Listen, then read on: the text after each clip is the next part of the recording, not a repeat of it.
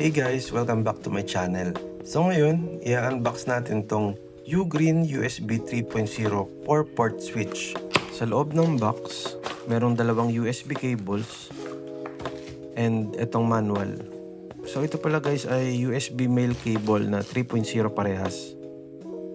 Ito naman yung mismong switch. Dito sa dalawang port na to, isasaksak yung laptop mo or computer.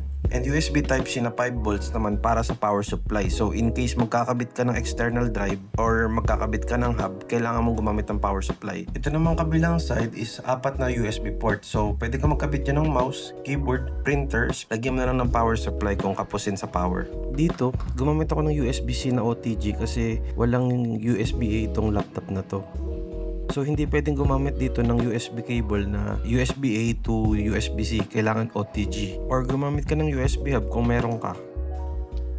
Dito, isang port lang yung magagamit ko kasi wala akong extra OTG. Tinetesting ko na ngayon yung mouse and itetest ko din tong keyboard. So nagre-respond naman yung keyboard niya. And pipinutin ko yung switch. So kunwari lang yun na ilipat ko na sa kabilang laptop. So ito yung delay.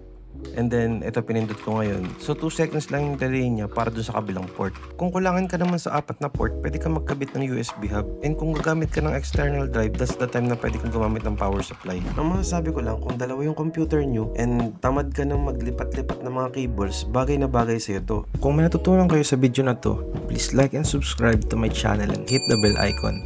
Thank you!